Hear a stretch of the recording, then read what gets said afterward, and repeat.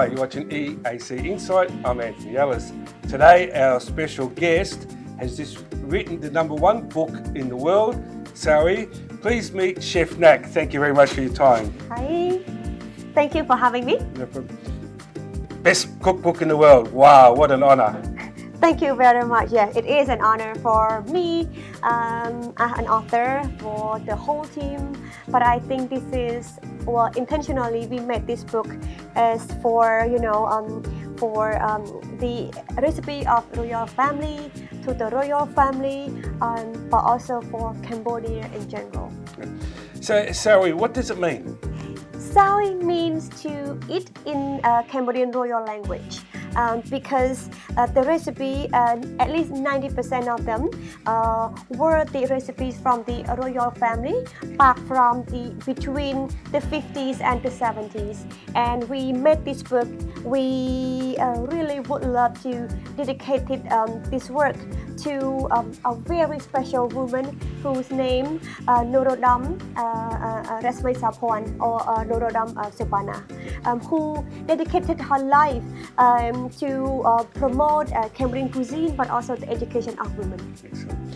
So, how did you come up with the ideas of the recipes for the book? To make Sawi, to create Sawi as a second cookbook, because we would love some of the inside experience from people who still alive and have the experience tasting, but also cooking the food at that time.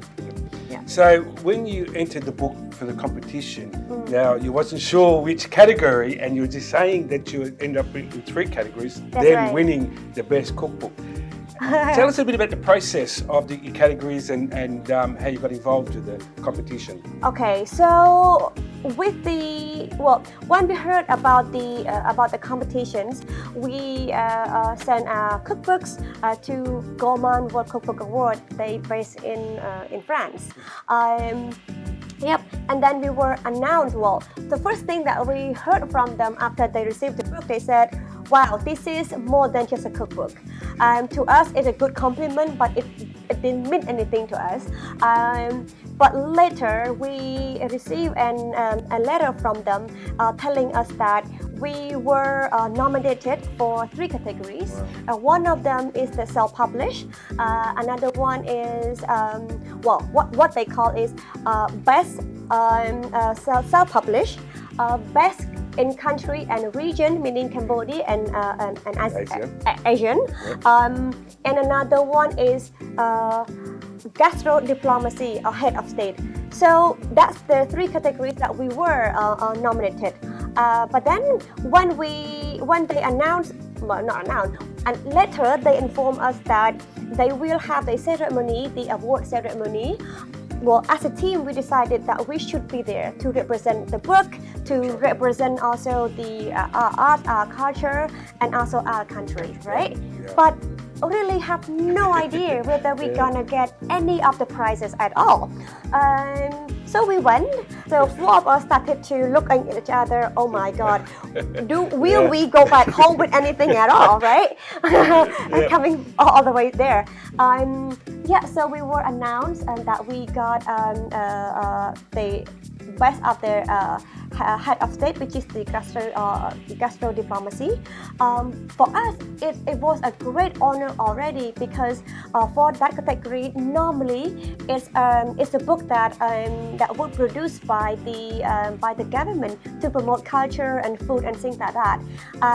It's very uncommon that it is that individual who got that. So again, that's it was an honor, big honor already. So I was called on stage once already, right? But then to hear that we got best of the best in the world, wow, from Gourmand World Cookbook, that's something that I wasn't prepared. So I mean, when you heard your name, what was your reaction? Is that me? Is that us? Okay, so you didn't have a speech or nothing organised? Well, the organizer, when they announced it, they said, well, now it comes to best of the best World Cookbook. And that book has just come on stage. And I said, wow. There were so many already, so like, whoa. Oh, it looks like another That's cookbook. right, that's right. Yeah. So they did not count our name, but the big screen already shown the book. Oh, wow. And that's, So, yeah. that's my book. That's right, that's a shock. Yeah. So 4 of us were so excited. And again, I wasn't prepared to give a speech or anything. But I always know in my heart the intentions of this book, that this is for Cambodia. Yeah. So that's all I said. This is for Cambodia. What else is like? So your book's in English and Khmer. Exactly. Yep. So it can be anywhere in the world. Anyone can get a book and read some of your recipes. You said so. The recipes aren't kind of traditionally so much Khmer food, but it was based on the royal family. Exactly. Because of some of the delegates they got to meet. So you kind of what kind of food they had there, so that some of the delegates felt more like home as well. That's right. So I think you raised a very good point, and this is something that I would love all Cambodians to understand, but also the world to understand, that the book contains more than just authentic Cambodian cuisine, right? But it also shows the influences, and these influences representing, well, to be exact, is that the dishes were cooked at that time in the palace was decided according to who and which country or which delegates who visited Cambodia or the palace. So this is something, that's why we have dishes that is from France, from India, from Thai, from China, and even Java. So, it's one thing that you make people feel like at home, right? Because I myself experience not happy when I travel because I couldn't eat the food, right?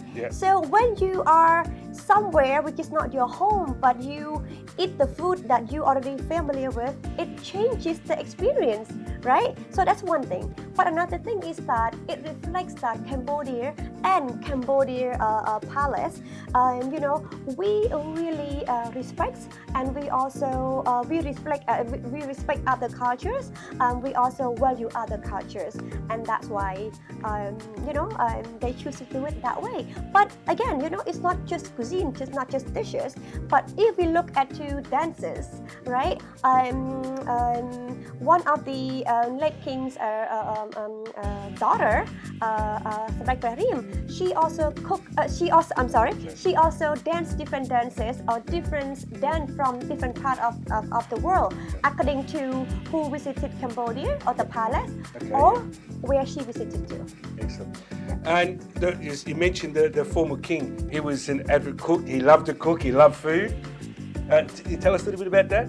Right. Yeah. So our late king, he loves cooking, and she has he has one of the aunties. Her name is Norodom Ket Kanyamom, who spent her life with him. Both of them love cooking together. While Norodom Resmay knows more about making it look nice and promoting it. So quite recently, the Queen Mother hosted us with the audience, and we talked about her experience cooking and things like that. And she said, I'm very lucky because I am not into cooking that much, but my husband, the late king, loves to cook, and I got to cook what he eats. So I got to eat what he cooked. So I don't have the pressure that I need to cook.